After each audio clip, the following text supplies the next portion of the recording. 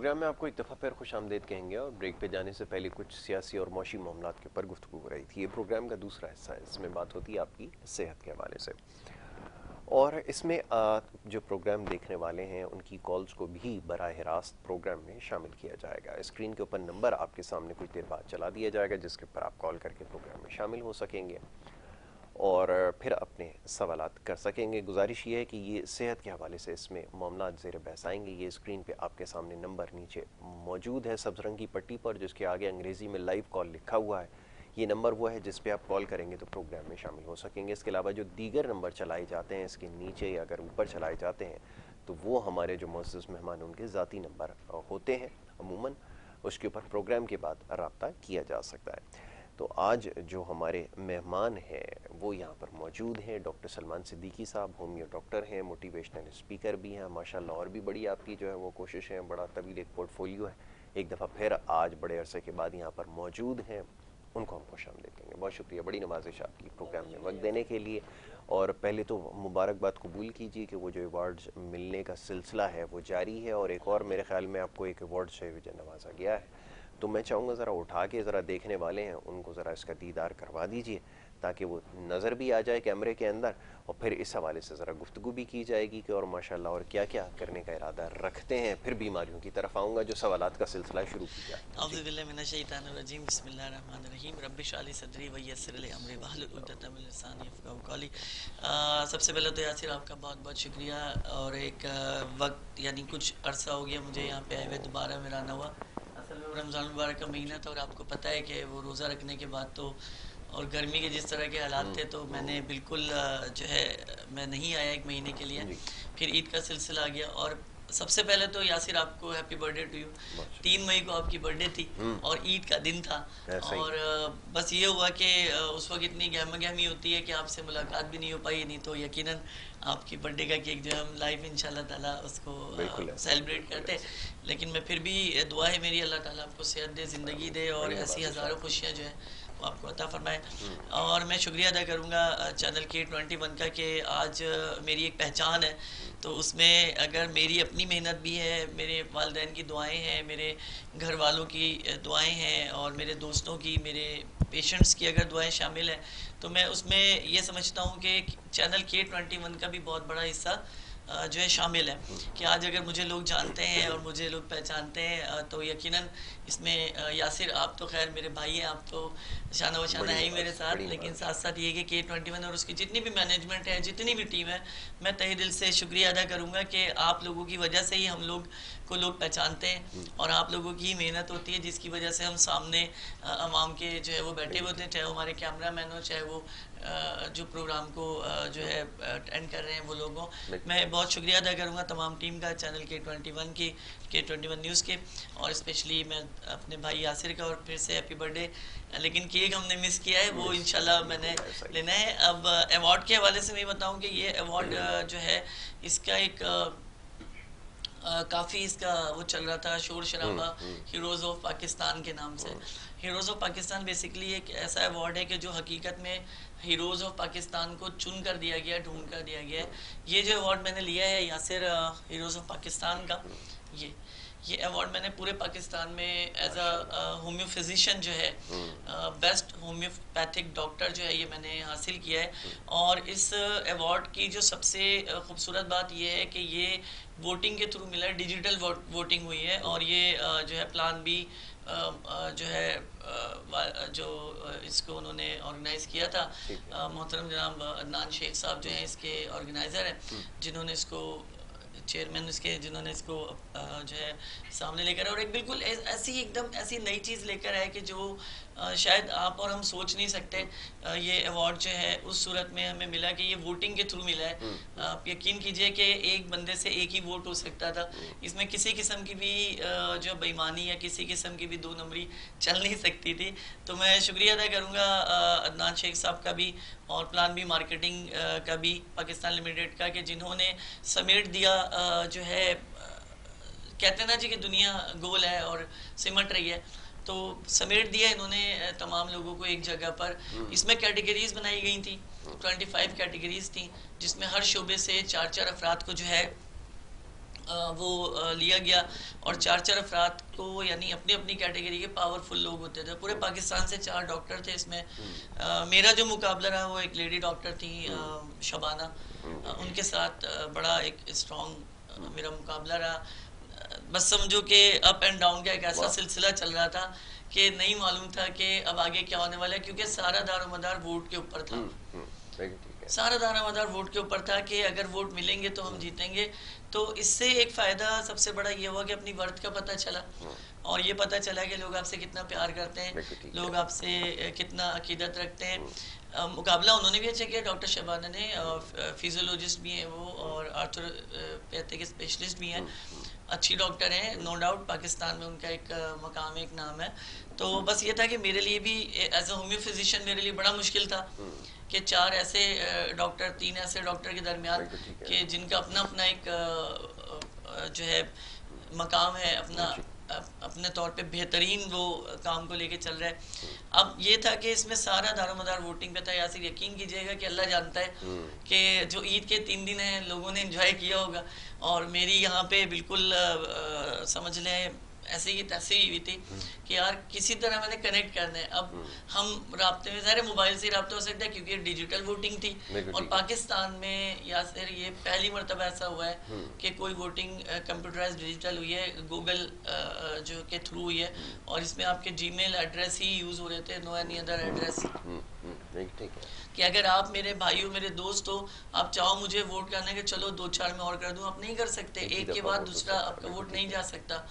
तो ये बड़ी एक ज़बरदस्त जो है प्लानिंग के साथ ये किया गया, और इसको जीत के मैं फ़ख्र इसलिए महसूस कर रहा हूँ कि ये तो बेसिकली जो है हीरोज़ ऑफ पाकिस्तान है।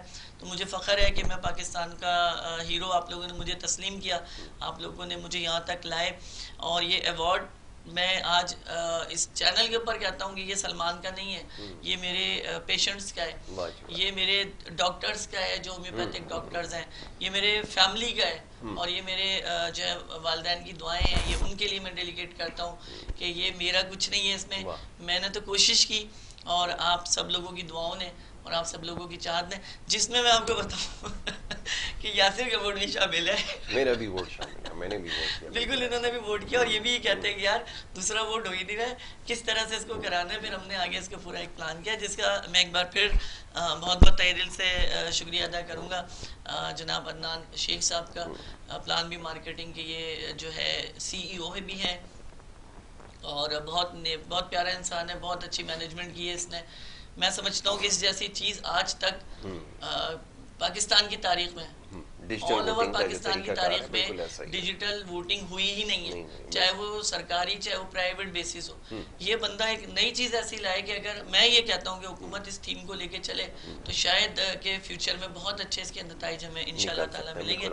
और ये कि बस मोहब्बतों में याद रखा कीजिए, मैं और अच्छा काम करूँगा और अच्छे इंशाल्लाह ताला बहुत अच्छी बात है। इसी तरह जो है वो कोशिश करते रहें और मज़ीद आगे बढ़ते रहें, हमारी दुआएं आपके साथ हैं। अच्छा जी, अब ज़रा सवालात की तरफ आते हैं। बहुत सारे सवालात हैं आपके लिए, क्योंकि आप गैर हाजिर रहे एक बड़े तवील अरसे तक, सवालात बहुत सारे हैं। एब्सेंट लगी थी। अच्छा, अब वो ये रहा है कि देखें, जैसे ही मौसम में तब्दीली आती है, हमारे यहाँ तब्दीली गर्मी में मज़ीद इजाफे को कहा जाता है। जब मज़ीद गर्मी आ जाती है तो फिर लोग मुख्तलिफ मसाइल का शिकार होते हैं। अब सवाल ये है कि जो गर्मी की वजह से लू लगने के वाक़यात, अब फिर सोर थ्रोट, और फिर इससे जुड़े, अब क्योंकि जब भी ये सोर थ्रोट, नज़ला, खांसी होती है तो अमूमन समझा ये जाता है कि कोई ना कोई कोरोना का कोई चक्कर है, और इसमें मुताबिक केसेस पॉजिटिव भी आ रहे हैं। हम लोग इस वजह से काफ़ी कन्फ्यूजन का शिकार हैं। मैं मुख्तसर करता हूँ आपके लिए बात ये कि क्या आपके पास ऐसी अद्वियात हैं जो इन वायरल डिजीज़ से महफूज रख सकें, और फिर वही बात कि हमेशा ये पूछा जाता है क्योंकि इस तरह की जो मेडिसिन्स हैं वो अमूमन एलोपैथिक मेडिसिन्स नहीं है जो आपको सिर्फ फोर जो है वो मसले को हल कर सकें। तो अब ज़रा बताइएगा इसकी अद्वियात के हवाले से, इसके इस्तेमाल के हवाले से आपके पास क्या अद्वियात हैं, इस पे चाहूँगा ज़रा गुफ्तगू। यासिर, मैं बहुत शुक्रिया अदा करूँगा, आपका बहुत अच्छा सवाल किया। और ये समझ लीजिए कि जिन हालात से हम लोग गुजर रहे हैं, जिस मौसम से हम लोग गुजर रहे हैं, या जो हम पर गुजर रही है, हम पर गुजर रही है कह सकते हैं।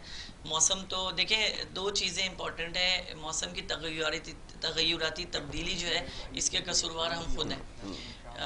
ग्लोबल वार्मिंग हमें मिली है, ठीक है जी, हमें उसका कोई ख्याल नहीं है और हम अपने तौर पे अपनी इंडस्ट्री और अपने कारखाने और अपने एक्टिवेशन को कभी हम कमी नहीं कर रहे हैं। और नहीं कर मुसलसल जो है गैसेस का जो अखराज हो रहा इखराज हो रहा है वो शदीद तरीन ओजोन को नुकसान पहुंचा रहा है, जिसने एक परत ज़मीन के ऊपर ठंडक की कायम रखी है उसको वो यानी वो काफ़ी हद तक क्रैक्स आ चुके हैं उसके ऐसे अंदर, मिसाइल हो जो हम नहीं कहते जी। इंटरनेशनल लेवल पर ये बात सामने आ चुकी है, नासा ये बात को बता चुका है। अब मसला ये है कि इसको कैसे कम किया जाए, किस तरह से इसको संभाला जाए। तो देखिए उसका सबसे अच्छा जो पॉजिटिव जरिया है वो है दरख्त। बहुत खूब। कि अब दरख्त हमारे यहाँ क्या होता है जी कि हम मैं तो ज़ाती तौर पे मशवरा दूंगा कि अगर पाकिस्तान में 25 करोड़ आवाम है और अगर अगर अपनी फैमिली के नाम से अपने नाम से एक एक दरख्त भी लगा दिया बहुत जाए खूब, अपने बहुत दरवाजे के आगे, तो मैं समझता हूँ कि साया, फल और परिंदों की रिहाइश, ये तीन ऐसी चीज़ें आप उन्हें मुहैया करेंगे कि ये तो दुनिया में आपके लिए हो गया, बिल्कुल ठीक मगर जन्नत में भी अल्लाह तबारक व तआला आपके लिए इसी तरह का एक सरप्राइज घर चाहते हैं, और बिल्कुल आपके ऐसे बाग ही आपने बनाकर बहुत अच्छी आपको बात देगा। कही, बहुत अच्छी तो इस चैनल के थ्रू, चैनल K21 न्यूज़ के थ्रू मैं आप तमाम लोगों को ये कहना चाहता हूँ कि दरख्त लगाइए।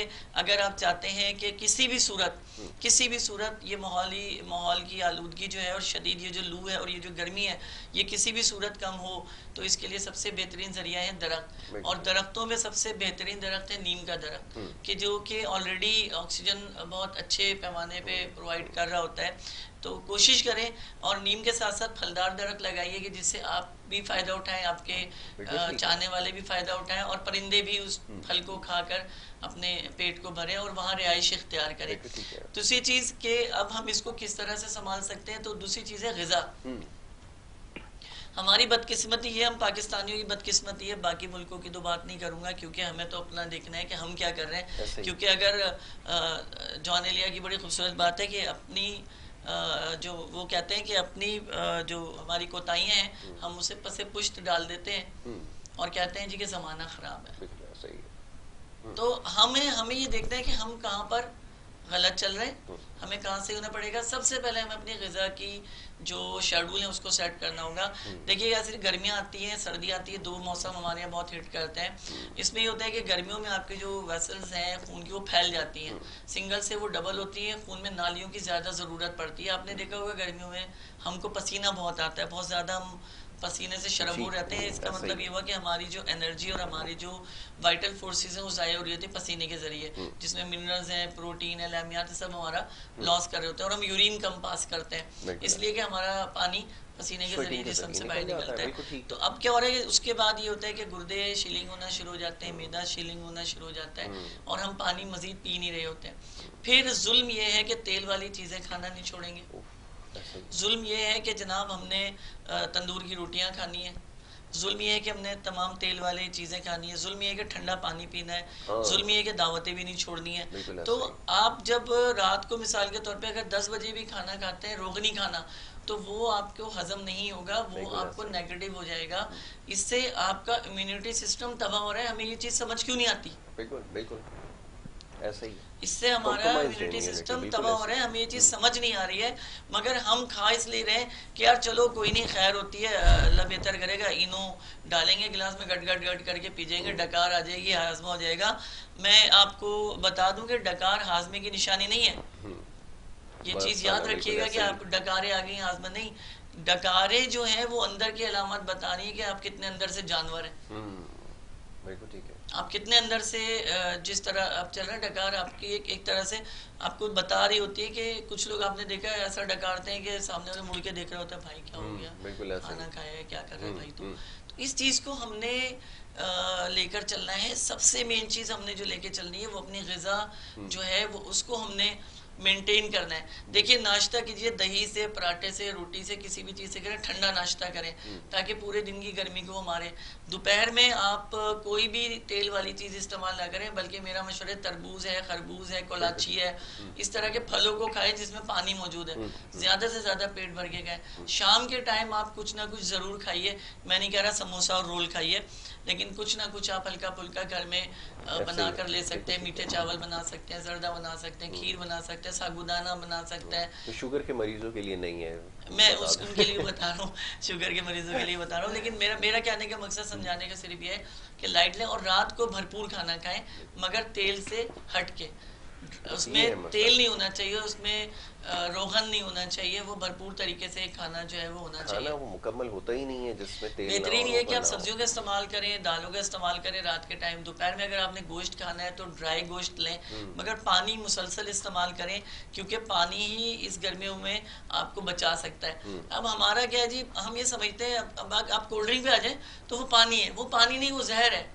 और इस गर्मियों में वो ऑलरेडी जहर है कि आपको बिल्कुल। बहुत ठंडे गर्मी लग रही है तो आपको एक इश्तिहार दिखाया जाता है कि बर्फ में से आपने कोल्ड ड्रिंक निकाला और आप गट गट गट ठीक करके है। पी गए। तो आपके अंदर जो हीट है, आप उस हीट को बजाय इसके कि नेचुरल तरीके से उसको रिलीफ दें, आप माइनस प्लस के उस पर नहीं बल्कि माइनस माइनस पे आ रहे हैं, अंदर भी माइनस है। अगर अंदर आपके दर्जा हरारत चल रहा है 40 डिग्री पे, हीट इतनी आपके अंदर चले और आप 46-50 डिग्री फ़ारेनहाइट की ठंडी जो कोल्ड ड्रिंक आप जब पी रहे हैं तो अंदर क्या होगा? बिल्कुल ऐसे। आपका मैदा की जो वॉल है वो स्टिक हो जाएगी बिल्कुल, बिल्कुल और फिर ऐसे। इसमें क्रैक्स आना शुरू हो जाएंगे। और ये क्रैक्स आप याद रखिएगा गैस्ट्रिक जूस को ख़त्म करते हैं, आपके एसिडिटी को बढ़ाते हैं। बिल्कुल ऐसा ही है। फिर आपका सबसे बड़ा मसला ये आता है जब एसिडिटी बढ़ रही होती है तो अब क्या होता है जी, आप सबसे पहले वही बात आती है कि टैबलेट कोई सी खा ली जलन खत्म करने के लिए, शरबत पी लिया जलन खत्म टेम्परेरी करने के लिए। रिलीफ। बिल्कुल। मगर फिर भी बाज हम ये नहीं आएंगे कि हमें ये नहीं देख रहे कि आखिर हमारे साथ जो प्रॉब्लम है वो प्रॉब्लम है कि हम उसे किस तरह से सॉल्व कर सकते हैं। देखिए मैं आपको बार बार बता रहा हूँ, हीट स्ट्रोक का ये एक सीजन चल रहा है जो कि अभी मजीद शायद 3 दिन तक कंटिन्यू रहेगा। और कल का मैं वेदर देख रहा था, यानी आज का नहीं, मैं कल का वेदर जो आपको बता रहा हूँ, कल के वेदर में याद रखिएगा कि दर्जा हरारत 42-43 तक भी जा सकता है, जो हालात नजर आ रहे हैं। और लू का चलना तो एक कॉमन हो चुका है हमारे यहाँ। पिछले 5 से 6 सालों में जिस तरह कराची का दर्जा हरारत ख़राब हुआ है, उसमें मैं आपको एक चीज़ बताऊँ यासिर, आज मैं आपको ऐसी बात बता रहा हूँ कि शायद आपको उससे बड़ी हैरानी भी होगी सुन के। और जब मैं तहकीक कर रहा था तो मुझे भी इस चीज़ का बड़ा फील हुआ कि यार इतना मामला है। अब आप ये देखिए कि ज़मीन की तह जो है अंदर से आग है, फायर है, और अंदर खौल रही है। ठीक है, निज़ाम कुदरत क्या है? बारिश का होना। निज़ाम कुदरत क्या है? दरिया बनना, समंदर में जाना, एक तरतीब है। मगर हम क्या कर रहे हैं? बोरिंगें करा रहे हैं। ये जितने बड़े बड़े प्रोजेक्ट हैं, ये क्या पानी वाटर बोर्ड से ले रहे हैं? नहीं, ये बोरिंग हो रही है ज़मीन के अंदर। तो ज़मीन को हम छेद रहे हैं, ज़मीन के अंदर सुराख करके उसकी जो हरारत है हम उसे बाहर फेंक रहे हैं। तो आप खुद सोचिए कि आप तो खुद रास्ता दे रहे हैं। रब्बे कायनात ने एक तह रख दी, तय रखी है। बिल्कुल ऐसा ही। और उसको महफूज कर दिया। बड़ी माकूल बात। ठीक है, यानी उसको महफूज, इस रास को महफूज कर दिया कि इसमें मत घुसो।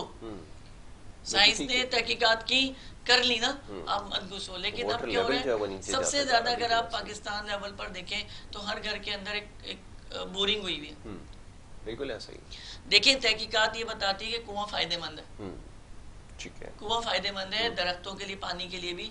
बोरिंग फायदेमंद इसलिए नहीं कि हम लालच में आकर क्या कर रहे हैं 100 फीट की वजह, नहीं नहीं नहीं, 150 खुदवाओ मीठा आएगा। 200 जितना आप अंदर जा रहे हो इसका मतलब क्या हो रहा है कि उतनी ही कार्बन और उतनी ही आप जो अमोनिया गैस इसको है ज़मीन से बाहर लेकर आ रहे हो, आप उतना ही ज़्यादा खतरा अपने लिए मोड़ ले रहे हो। लेकिन हमें ये बात समझ में नहीं आ रही। फिर उसमें खारा पानी आता है। खारा पानी 3-3 दिन तक बहाते रहते हो, फिर रोना रोते हो कि सेमोथोर का मसला आ गया, नमकियात बढ़ रहे हैं। तो नमकियात क्यों नहीं बढ़ेंगे? आप अपनी ज़मीनों पर नीचे ज़मीन से नमक निकाल कर बाहर फेंक रहे हैं। ऐसा ही। तो मैं आप लोगों से दरख्वास्त ये करूंगा कि देखें, बोरिंग से बेहतर है अपने घर में कुआं बनवा लीजिए कि कुएं का पानी मीठा भी होता है और वो आप उससे ज़मीन को नुकसान नहीं पहुंचा रहे। ये कुदरती अमर है, जो कुदरत का पानी सेव होता है। आप जो बोरिंग कर रहे हैं वो ज़बरदस्ती का पानी लेने के लिए कर रहे हैं। बिल्कुल ठीक है, बिल्कुल। तो दुआ कीजिए अल्लाह तबारक व तआला से कि बारिश अबरान रहमत बरसे और बारिश जो है वो हो, और इसी तरह हमारी फसलें जो है बेहतरी की तरफ आए और कैद साली ख़त्म हो। अब जिस तरह के हमारे हालात और जिस तरह के रौ पे हम लोग चल रहे हैं, हम लोग बाज आने वाले नहीं है, क्योंकि हमें इतना पता हमारे पास पैसा है, हम तो ले लेंगे। बिल्कुल ठीक है, ठीक है जी, हम तुम्हारा तो पैसा हम तो खरीद लेंगे। पैसा हर चीज़ नहीं है, पैसा हर चीज़ नहीं है। सबसे इम्पोर्टेंट आपकी सेहत है। बिल्कुल ठीक है।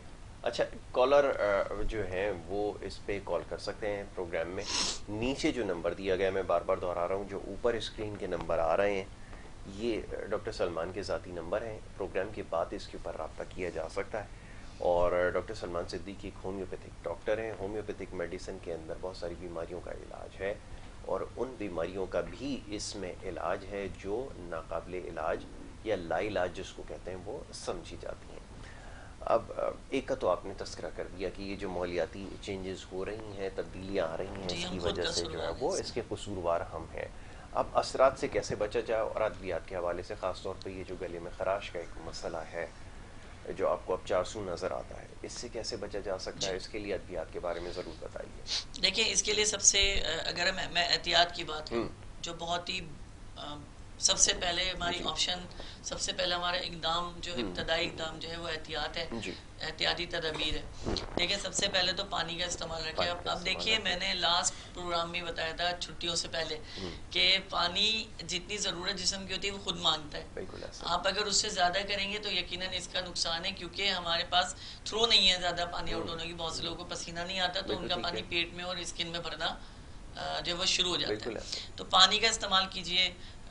ठंडा पानी बिल्कुल ना लें। अगर बहुत दिल करता है तो मैं उसका तरीका ये है कि फ्रिज का ठंडा पानी ना लें, हम्म। आप सादे गिलास पानी और उसमें बर्फ़ डाल दीजिए। ठीक है। तो वो जो धीमे धीमे धीमे ठंडक उसकी आएगी, इससे ना तो आपका गला ख़राब होगा, हम्म। ना आपको मैदे पे जो है ग्रानियत आएगी, और वो एब्जॉर्ब भी होगा। और आपकी क्या कर रहे हैं कि वो जब आप घूंट ले रहे हैं उसके साथ साथ जा रहा है वो बिल्कुल पूरा ठीक। ठंडा नहीं जा रहा है कि आपको बिल्कुल सुन कर दे या आपके फेफड़ों को ख़राब करे। वो धीमे धीमे हर घूंट पे जा रहा है। चाय जो आप पी रहे हैं इस गर्मी में, मैं आपको ये मशवरा दूंगा कि इसमें बर्फ़ डाल के पिए। चाय में बर्फ़ डाल बर्फ़ की एक डली डाल दीजिए, तेज़ गर्म चाय हो भले से, लेकिन वो चाय आपके लिए फ़ायदेमंद हो जाएगी, ना कि सीने में जलन और अच्छा। आपको प्रॉब्लम पैदा करेगी। दूसरे नंबर पे दोपहर जब हो जाए हमारे पास, कोशिश करेंगे चावल का इस्तेमाल करें, रोटी इस्तेमाल ना करें। ठीक है। दलिया है, सॉरी खिचड़ी है, दाल चावल है, दाल सब्जी है, चाइनीज़ है, वो जो चावलों सब्जियों के साथ बनाया जाता है उसको इस्तेमाल करें। तरी वाले शोरबे ना लें। ठीक है। दालों का इस्तेमाल करें। जितनी दाल आप दोपहर में ले सकते हैं, दालों की तासीर ठंडी है, ठीक है जी। आप जब उसको इस्तेमाल करेंगे उससे आपको बहुत बहुत फ़ायदा होगा। शाम होती है जी, शाम में बजाय बहुत ज़्यादा चाय पीने के आप ठंडे मशरूबात का इस्तेमाल ठीक है, करें। ज़्यादा रात हो रही है, रात में आप कोशिश करेंगे, अगर आपको गोश्त खाने का बहुत मन है तो भाई हमने दोपहर में तो खाए नहीं, क्योंकि लेकिन आजकल रात में भी दर्जा हरारत 30 के करीब जो वो होता है। तो बेहतर आपके लिए यही है कि शोरबे वाला नहीं, ड्राई गोश्त जो होता है जिसे हम टिक्का कहते हैं, घर में भी बन सकता है तो आप वो, लेकिन फिर भी दाल कोई सी भी होनी चाहिए आपके पास, क्योंकि दाल में प्रोटीन, और प्रोटीन आपके जो खून का निज़ाम है उसको बहुत बेहतरीन जो है रखता है और बेहतर तरीके से उसकी मेंटेनेंस करता है। खून के अंदर सफाई के मामले को भी उसको बेहतर लेके चलता है। इसमें हमारे पास दवाएं जो मौजूद हैं लू लगने के हवाले से, जिसे हम बहुत ख़तरनाक हद तक बाज़ दफ़ा मामला आ जाते हैं हीट स्ट्रोक के। आपने देखा जगह जगह लोग कैंप लगा कर बैठे हुए हैं और पानी पिला रहे हैं, और लोग पानी के लिए उस मामले को लेके चल रहे हैं। देखिए सबसे पहले हमारे पास दवा है ग्लूनाइनम के नाम से, दूसरी दवा है नेट्रमेयोर, तीसरी दवा है बेलाडोना, चौथी दवा है एपिकोना। तो अगर ये 4 दवाएं हमारे पास है, लेकिन चारों के सिम्टम बड़ी अलग है। ठीक है। अब हमारे यहाँ अक्सर होम्योपैथिक में होता है सब करके आगे बढ़ा दो, ऐसा नहीं है, क्योंकि मैं खुद भी सिंगल रेमेडी पे बहुत हद तक काम करता हूँ। मैं 3 हिस्सा मेरे पास प्रैक्टिस में है, सिंगल रेमेडी ही है, लेकिन एक हिस्सा हमारी मजबूरी होती है कि हमें सीरप वगैरह बाज़ दफ़ा यूज़ कराने पड़ जाते हैं, तो हम डॉक्टर अपने पेशेंट से मशवरा करके फिर हम उन्हें उसको अप्लाई करते हैं। तो इसमें सबसे पहले ग्लूनाइनम उन लोगों के लिए है जो हार्ट पेशेंट है, ठीक है, जिनको अमूमी तौर पे दिल का आर्जा रहता है या रह रहा है, या आगे फ्यूचर में उन्हें लगता है कि एकदम दिल बैठ जाना या दिल की एकदम तकवीयत ख़त्म हो जाना, और उनको क्या होता है कि एकदम से घबराहट शुरू होगी, बेचैनी शुरू होगी, उलझना शुरू कर देंगे। तो उन लोगों के लिए ग्लूनाइनम है घर से निकलने से पहले। अच्छा, ये उन लोगों के भी लिए है ग्लूनाइनम जिन्हें सुबह का सूरज बिल्कुल पसंद नहीं है, बड़ी तादाद ऐसी है लोगों की। सनराइज जो है ना, उनको गुस्सा आ जाता है, भाई यार ये क्या धूप पड़ रही मुझ पे। और ऐसे लोग सबसे ज़्यादा लू से मुतासिर होते हैं कि जो अपने अंदर से उनका इम्यूनिटी सिस्टम लड़ने को तैयार नहीं होता। ठीक है, उनके लिए ग्लूनाइनम है। ठीक है जी, तो वो उसको सुबह 10 कतरे पिएं, और जब घर आ जाएं असर मगरिब के दरमियान तो ज़रूर इस दवा को ले लें, तो इससे वो महफूज रहेंगे ग्लूनाइनम के हवाले से। अच्छा, दूसरी दवा है हमारे पास नेट्रमेयोर। नेट्रमेयोर उन लोगों के लिए है जो गुस्वर बहुत ज़्यादा है, एकदम से इमोशनल हो जाते हैं, बात पे नाराज़ हो जाते हैं, फिर मान जाते हैं, उनके अंदर एक अप एंड डाउन की जो सिचुएशन है वो पाई जाती है, उनके लिए नेट्रमेयोर है। नेट्रमेयोर के जो पेशेंट है उनके लिए एक बड़ी अलामत बता रहा हूँ कि उनका मैदा भारी रहता है अक्सर, खाना खाएं या ना खाएं। ठीक है। दूसरी निशानी है कि उनके जो मुंह का जायका है वो नमकीन रहता है, यानी जिस तरह उन्होंने नमक को मुंह में रखा हो या नमक वाली कोई चीज़ खाई बिल्कुल हो, ऐसा ही। तो इस चीज़ का ये उन लोगों के लिए नेट्रम्योर, और नेट्रम्योर मैक्सिमम 40 सेंटीग्रेड से लेकर और 50 सेंटीग्रेड तक की बेहतरीन दवा है ठीक कि है। अगर आपको पता है दर्जा हरारत 40 तक चला जाएगा तो आप फौरी तौर पे नेट्रम्योर को अपने पास रखें अच्छा, ये और इमरजेंसी यूज अद्वियात के करें। हवाले से एक चीज़ जो जहन में आती है वो ये कि ये ब्लड प्रेशर के मरीज इस्तेमाल कर सकते हैं, उनके लिए है ये फ़ायदेमंद, इसके बारे में थोड़ा सा बताइए। ब्लड प्रेशर के पेशेंट के लिए हमारे पास एक बड़ी ज़बरदस्त दवा है, हम्म, और शुगर के पेशेंट के लिए भी है। ब्लड प्रेशर के जो पेशेंट हैं उनके लिए हमारे पास दवा है बेलाडोना। हम्म, ये इसमें ब्लड प्रेशर देखिए एकदम शूट करता है ओके। और फिर वो काफ़ी हद तक जो है डिस्टर्बेंस शुरू कर देता है बॉडी के अंदर। यानी बॉडी के अंदर कैसे करता है कि खून का दौरान सर की तरफ आना शुरू हो जाता है, तो ऐसे पेशेंट जैसे ही बाहर निकलते हैं तो सीधा सूरज उनको हिट करता है और पसीने के ज़रिए से जो है उनका इम्यूनिटी सिस्टम तबाह होना शुरू हो जाता है और वो बिल्कुल या तो अटैक उनको आ जाएगा या दिल उनका बंद हो जाएगा। ठीक है। अच्छा डॉक्टर साहब, अब एक ब्रेक के लिए कहा जा रहा है, एक ब्रेक ले लेते हैं, ब्रेक के बाद जब वापस आएंगे तो इससे रिलेटेड और कुछ इश्यूज हैं इसके ऊपर जी बात बिल्कुल, करेंगे। और ब्रेक बिल्कुल इसी तरह ज़रूरी है जैसे खाने के दरमियान वक्फा ज़रूरी है। वक्फा ज़रूरी है, बिल्कुल ठीक है, तो एक वक्फा ले लेते हैं जी बिल्कुल, वक्फा और लीजिए। वक्फे के बाद हाजिर होंगे। आप देखते हैं इंशाल्लाह program good morning Karachi.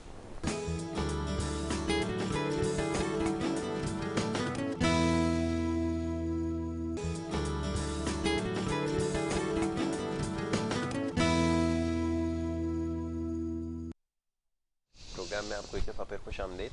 Break पे जाने से पहले गुफ्तगू का सिलसिला जारी था। मोअज़्ज़ज़ मेहमान डॉक्टर सलमान सिद्दीकी साहब यहाँ तशरीफ़ फरमाए और आपके सवाल के जवाब दे रहे थे। एक बात हो रही थी, कुछ ये जो मौसम में तब्दीली हो रही है, गर्मी में रोज़ बरोज़ इजाफा होता जा रहा है, उसके बारे में आपने अद्वियात का इस्तेमाल बताया। मेरा सवाल आपसे ये था कि दो ऐसे पेचीदा अमराज हैं, एक शुगर और एक ब्लड प्रेशर, इसमें बहुत ज़्यादा लोग मुब्तला हैं। अब ये लू लगने की शिकायत या हीट स्ट्रोक का जो मसला है कि हीट स्ट्रोक अगर किसी को हो जाए तो इससे कैसे महफूज रह सके, और दूसरा अद्वियात के इस्तेमाल के हवाले से, क्योंकि हमें इसमें मोहतात रहने की ज़रूरत होती है और ख्याल ये किया जाता है एक आम जब भी होम्योपैथिक मेडिसिन का तस्करा होता है, मैं थोड़ा सा स्पेशली मुस्कुरा देता हूँ क्योंकि अब इसमें काफ़ी तब्दीली आ चुकी है। लोग समझते हैं कि ये शायद मीठी गोलियों का इलाज है। अब नहीं है, सही मुस्कुराते इसका हैं। जवाब दीजिए। पहली बात तो मैं इसी बात का जवाब दे दूं मीठी गोलियों के हवाले से कि देखें, जिस तरह दौर तब्दील होता है उसी तरह इलाज भी तब्दील हो जाता है, मिजाज भी तब्दील हो जी। जाता है और लोगों के अपने जो ज़ाविये वो भी बदल जाते हैं। इसी तरह से होम्योपैथिक ने भी अपने आप को बहुत ज़्यादा इम्प्रूव किया है, बहुत ज़्यादा तहकीकात लेवल सामने आया है, बहुत अच्छे तरीके से जो है होम्योपैथिक ने भी अपने आप को बहुत स्ट्रॉन्ग और मजबूत किया है। छोटी गोलियों की जहाँ तक ताल्लुक है तो हमेशा याद रखिएगा कि इंसान अपनी बेस नहीं भूलता, तो होम्योपैथी की बेस ही वहाँ से शुरू हुई थी मीठी गोलियों से। लेकिन ये तो होता है कि अब जैसे मिसाल के तौर पे पहले चावल बना करते थे, फिर दाल चावल आ गए, फिर बिरयानी आ गई, फिर उसके लवाजमात आ गए, 10 उसमें चीज़ें शामिल हो गई। लेकिन आ गई हैं। जितना ज़्यादा मतलब हम आगे बढ़ते जा रहे हैं उसमें नई नई तहकीकात करते जा रहे हैं। तो इसी तरह होम्योपैथिक का भी ये है कि हमारे पास एक ठप्पा है कि जी सिरप होते हैं तो कम्बिनेशन में होते हैं, ज़रूरी नहीं है, सिंगल पे भी सिरप बन सकता है। बहुत से पेशेंट जो है वो ड्रॉप्स क्योंकि हमारे मदर टिंचर में होते हैं, स्ट्रॉन्ग होते हैं, वो नहीं लेना चाहते, तो वो हम प्लेन जो सिरप हमारा आता है उस सिरप में भी हम उसको दे देते हैं जिससे वो आसानी से उस दवा को, ख़ास करके गुर्दे के जो पेशेंट होते हैं, गुर्दे में हमारे पास जो दवा बर्बरिस वैगरस है, सारसा परेला है, परेरा बरावा है, या एसिड फास है, या सबर सुरट है, ये वो दवाएं जो बहुत ज़्यादा स्ट्रॉन्ग है, मतलब कड़वी है, मतलब पी नहीं जाती। सही। ठीक है जी, तो उनको क्या होता है कि सिरप में इंक्लूड करके जब हम देते हैं तो पेशेंट आराम से उसको भी लेते हैं। अब सिरप क्या, सिरप कुछ नहीं होता, आप सिंपल रूह अफ़ज़ा जो आपके पास आता है, मतलब हम लोग लाल पीते हैं, उसमें आप एक गिलास ले लीजिए, उसमें उस दवा को डालें। मकसद दवा का जो है वो पीना होता है, तो उससे गुर्दे को फ़र्क भी पड़ता है और एक तरह से आपकी वही चीज़ आपकी जब दवा मीठे में आ जाती है तो वो शरबत कहलाना शुरू हो जाता है, वही जब गिलास में सादे में चली जाती है तो वो होम्योपैथिक दवा, कड़वी दवा कहलाना शुरू हो जाती है। गोलियां अभी भी हैं मीठी, मैं ये नहीं कह रहा और ना मैं इससे इनकार कर रहा हूँ ना मैं कर सकता हूँ, क्योंकि ये बुनियाद है होम्योपैथिक की, मीठी गोलियों से ही शुरू हुई थी, पुड़िया से शुरू हुई थी, मीठी गोलियों से शुरू हुई थी, ठीक है जी, बायोकेमिक्स से शुरू हुई थी। हम अपने असराफ से हट ही नहीं सकते, जो हमारी बेस है हम उसे छोड़ ही नहीं सकते। मामला ये है कि भले बेस ना छोड़े। जब मैं ये कहता हूँ जी कि मैं पहले फला शहर में रहता था, तो जब भी मुझसे पूछा जाएगा कहाँ रहता है, मैं कहूँ फला शहर में रहता था। अब मैं जितनी भी तरक्की करके किसी और दुनिया के मुल्क कोने में चला जाऊंगा, लेकिन मैं कहलाऊंगा पाकिस्तानी। बहुत खूब। तो मेरी बेस अगर पाकिस्तान है, तो होम्योपैथिक की बेस वही मीठी गोलियां जहाँ से होम्योपैथिक ने अपने सफर शुरू किया था। वाह जी वाह। अब जो मामला इस वक्त है, इस वक्त ये है कि बहुत से लोगों के जहनों में ये है कि मीठी गोली फायदा नहीं करती है, और मीठी गोलियों से क्या होता है। अब यकीन जानिए कि अल्लाह ने ऐसी रूहानियत इन सफ़े सफ़े ऐसी गोलियों के अंदर रखी है कि आप यहाँ ज़बान पर रखिए और वहाँ जो है फौरी तौर पे आपको असर हो जाता है, सेकंडों के अंदर आपको रिजल्ट इसका मिलता है। मगर बात क्या है कि अब आप देखें कि हम जिसे बहुत चाहते हैं वो हमसे कहता है कुर्बानी दो, हम तैयार हो जाते हैं। वो हमसे कहता है बैठ जाओ, हम बैठ जाते हैं। हमसे कहता है नहीं जाएंगे, हम नहीं जाते। इसी तरह क्योंकि हमारा उससे मन लगा हुआ होता है, हम उस पर ईमान रखते हैं, उस पर यकीन रखते हैं।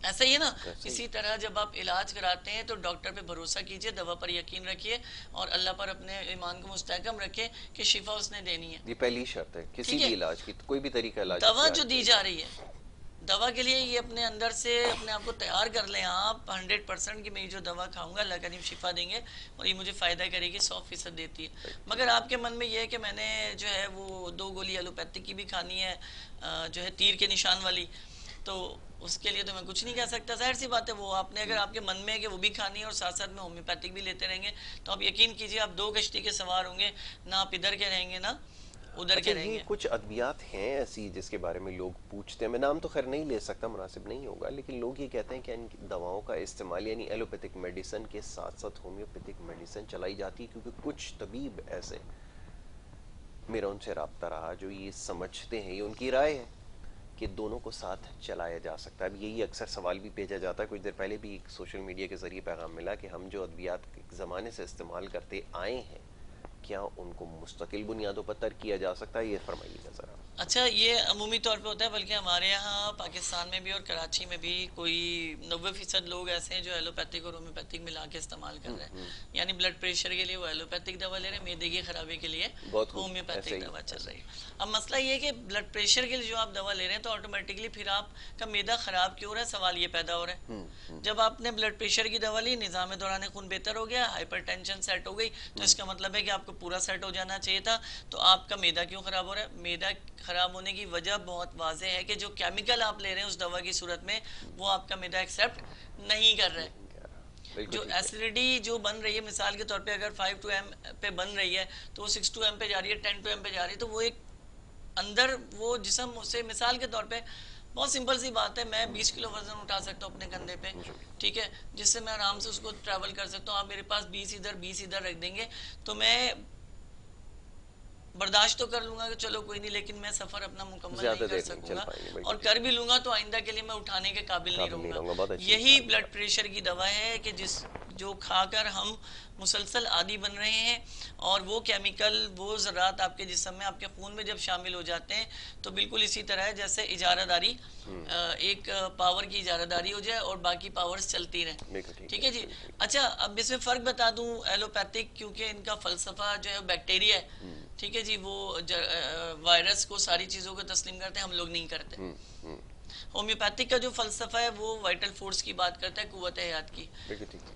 एलोपैथिक कहती है कि जी जिस्म में कोई बीमारी जब दाखिल होती है तो बंदा बीमार हो जाता है। हम कहते हैं नहीं, जब दिमाग में कोई खलल पैदा होता है, तुम्हारी सोच नेगेटिव होती है, तुम्हारी सोच पॉजिटिव होती है, तुमको कोई दुख हो गया, तुमको कोई तकलीफ हो गई, तुम्हें किसी ने हर्ट किया, वो चीज़ तुम्हें जब असरअंदाज होगी तो तुम्हारा सबसे पहले दिमाग मुतासिर होगा, और दिमाग मुतासिर होने के बाद बंदा अपने काम में डिस्टर्ब हो जाता है। इम्यूनिटी सिस्टम ख़राब होगा, दिल का दौरान ख़राब होगा, फेफड़ों का दौरान ख़राब होगा, आपके गुर्दों पे असरअंदाज होगा, यही मामला आपके मैदे पे असरअंदाज होगा, जिसे हम मैदे पर असरअंदाज को हम एंजाइटी कहते हैं। कि जब आपका मैदा बहुत ज़्यादा ख़राब होता है तो एसिड थ्रो करना शुरू करता है, जिससे दिमाग डिस्टर्ब होना शुरू हो जाता है और उसमें ऑक्सीजन नहीं पहुँचती, और उसकी जो वेसल्स हैं वो क्रैक्स होना उसमें आना शुरू हो जाता है, जिसको एंजाइटी कहा जाता है आमतौर पर। ठीक है। अब सिलसिला यहाँ पे क्या आ रहा है कि जी हम किस तरह से इसको टैकल करें और हम किस तरह से इन मामलों को संभालें कि ब्लड प्रेशर की दवा भी हो और होम्योपैथिक दवा भी साथ साथ चलती रहे ताकि तसल्ली रहे। तो मैं आपको आज एक ऐसी होम्योपैथिक दवा बता रहा हूँ जिसमें ना तो आपको एलोपैथिक दवा लेनी पड़ेगी, ना आपको हिकमत की कोई दवा लेनी पड़ेगी, ठीक है जी, ना आपको कोई अन्य अदर मेडिसिन लेनी पड़ेगी। विनिकार्ड के नाम से एक हमारा सिरप है लैनिंग लेबोरेटरीज का। अगर आप विनिकार्ड का इस्तेमाल प्रॉपर करें तो आपको किसी किस्म की एलोपैथिक दवा की ज़रूरत नहीं है। डाइकार्ड के नाम से लर्निंग लेबोरेटरीज की ड्रॉप्स हैं कि अगर आप इसका इस्तेमाल करें तो आप कोई एलोपैथिक नामी ग्रामी दवाएं इस्तेमाल नहीं करेंगे, आप बल्कि होम्योपैथिक दवा को प्रमोट करेंगे। क्योंकि एलोपैथिक और होम्योपैथिक को इलाज बिल जिद कहा जाता है, हम में जिद है क्योंकि वो हमें तस्लीम नहीं करते, ठीक है, और हमारे अक्सर होम्योपैथिक डॉक्टर उनको तस्लीम नहीं करते।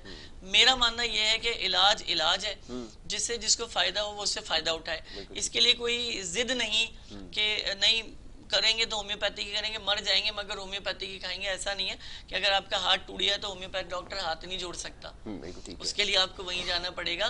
दर्द आपको होगा तो कोई होम्योपैथिक डॉक्टर फौरी तौर पे जादू कमाल नहीं दिखा देगा, आपको पेन किलर लेनी पड़ेगी। तो कुछ जगह पर एलोपैथिक अपना मकाम मजबूत रखती है और कुछ जगहों पर होम्योपैथिक का अपना मकाम मजबूत है। मैं आज ऑन द स्पॉट कहता हूँ कि एलोपैथिक डॉक्टर गुर्दे की पथरी नहीं निकाल सकते मगर होम्योपैथिक से निकलती है। होम्योपैथिक टूटा हाथ नहीं जोड़ सकती, उसके लिए सर्जरी जरूरी है, तो वो आपको सर्जिकल जाना पड़ेगा, सर्जिकल आपको मेडिकल में आता है।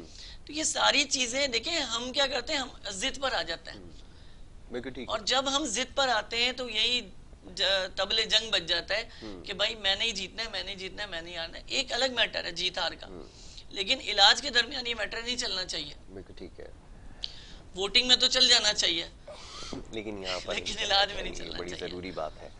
अच्छा, ये अब एंजाइटी और डिप्रेशन, ये तो एक बड़ा डिटेल टॉपिक है, इसको भी रहने देते हैं, इसको भी ड्रॉप कर देते हैं। लेकिन ये जो मुख्तलिफ मेडिसिन लोग डाइजेशन के लिए इस्तेमाल करते हैं और बड़े फ्रीक्वेंटली इस्तेमाल करते हैं, मेरे बड़े सीरियस रिजर्वेशन इसके ऊपर है, इनसे कैसे जान छुड़ाई जा सकती है? होम्योपैथिक के अंदर जो है वो आपको जो स्टमक को स्टेबल करने के लिए मेडिसिन इस्तेमाल होती है, बहुत इफेक्टिव है, हमारे इल्म में है। मैं चाहूँगा ज़रा देखने वालों को बताइए ना, ये एक बहुत बड़ा प्रॉब्लम है जो हमारे यहाँ लोगों को पेश आता है। जी देखिए, आप अगर चाहते हैं कि आप बीमार ना हो तो दो चीज़ों को आप अपनी ज़िंदगी से आउट कर दें, बल्कि तीन चीज़ों को कर दें।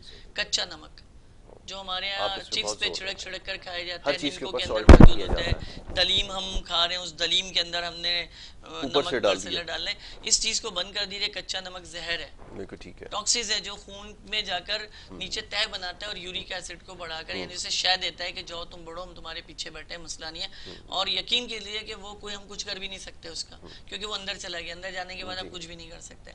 दूसरे नंबर पे कोल्ड ड्रिंक, चाहे वो किसी भी कंपनी की हो, बाहर की कंपनी को, लोकल कंपनी की बन रही हो, एसिड उसके अंदर होता है, शुगर उसके अंदर होती है जो आपके मैदे और जिगर के निजाम को बर्बाद करती है। किसी रंग की भी हो, किसी भी रंग की हो, काली हो, सफेद हो, लाल हो, पीली हो, चाहे रंगीली हो, बहुत खूब, तो रंगीली भी आती है जी। तो रंगीली भी आपने नहीं पीनी है। ड्रिंक आप कोल्ड ड्रिंक किसी भी किस्म की ना करें।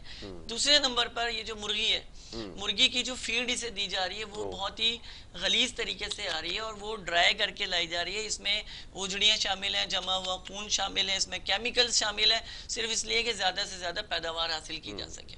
मैं भी इस पर बात करता हूँ, पैदावार क्यों हम लालच में आ रहे हैं पैदावार हासिल करने के लिए, या सिर्फ इसमें भी हम लोग कसूरवार हैं, आप और मैं, बिल्कुल इसमें कोई बाहर से नहीं है, इसमें भी आप हम कसूरवार हैं।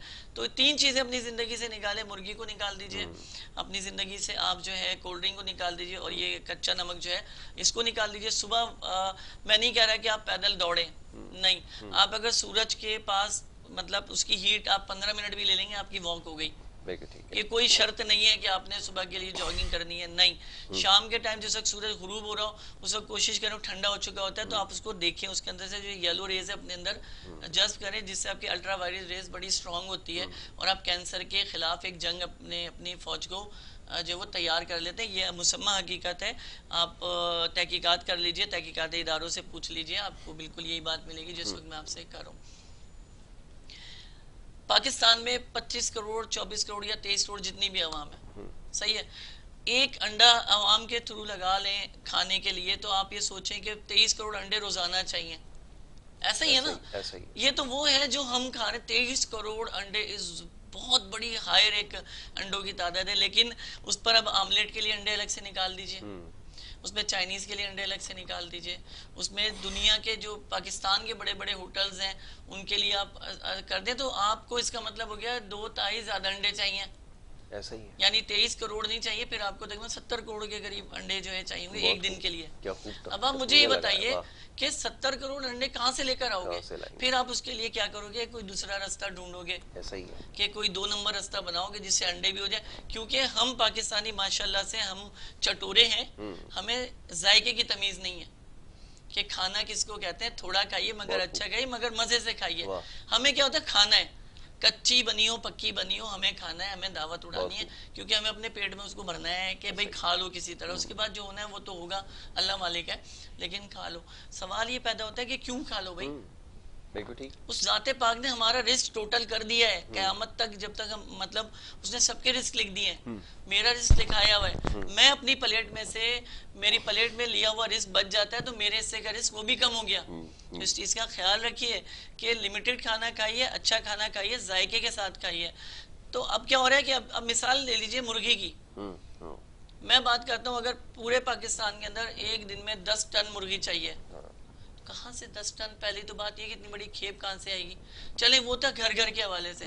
अब रेस्टोरेंट के 70% रेस्टोरेंट पे चिकन चाहिए आपको, तो आप इसे 70 गुना जरा बढ़ा लीजिए, बिल्कुल ठीक है, मल्टीप्लाई। तो कहाँ से लेकर आएंगे इतनी मुर्गियां? तो फिर उसके लिए क्या होगा? दूसरा रास्ता अख्तियार किया जाएगा, क्लोनिंग का रास्ता अख्तियार किया जाएगा, मुर्दा मुर्गियां खिलाई जाएंगी, जिंदा मुर्गियों को हटा दिया जाएगा, फिर रेट उसी तरह से बढ़ते रहेंगे।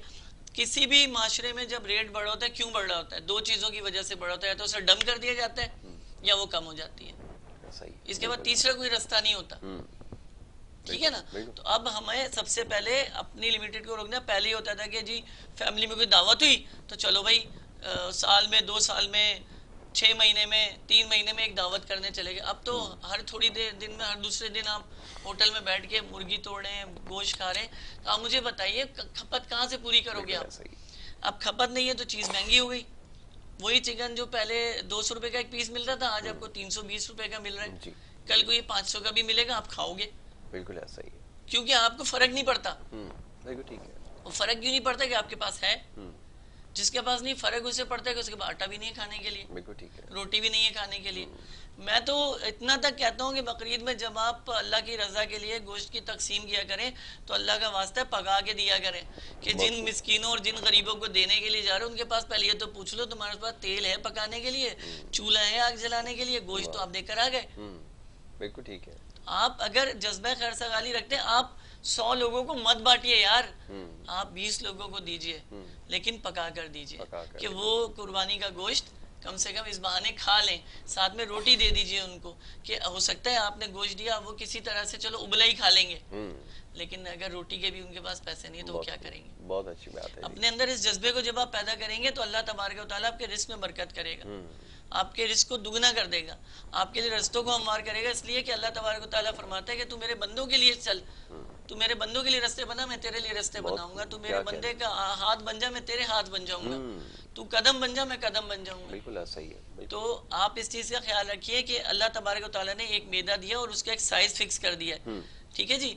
ये मटका नहीं है कि आप इस मैदे को भरते जाएंगे, एक लिमिट है। अगर एक रोटी आप खा सकते हैं तो दूसरी मत ठूसें, दूसरी मत खाएं, थोड़ी देर के बाद खा लें। अच्छा, ये बड़ी आपने कमाल बात की, ये बात बहुत ज़रूरी भी है जिसकी आपने निशानदेही की है कि ये जो पुरखोरी है ना, ये एक बड़ा मसला है कि खाने के ऊपर भी अगर खाना रख दिया जाए फिर खा लिया जाएगा, ये भी एक चक्कर है। हज़रत हारिस रज़ी अल्लाह ताला अन्हा से जो पूछा, ये हज़रत उमर बिन खत्ताब रज़ी अल्लाह ताला अन्हा के दौर तक रहे, नबी करीम सल्लल्लाहु अलैहि वसल्लम के दौर से। इनसे पूछा गया कि बदखोरी यानी हलाकत क्या है?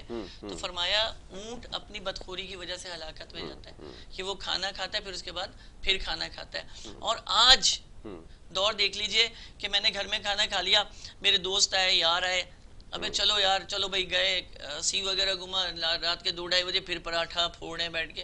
तो भाई जो पहले घर से खाकर आए हो उसको हजम तो होने दो, उसको बेहतरी की तरफ तो आने दो, फिर भले खाते रहो।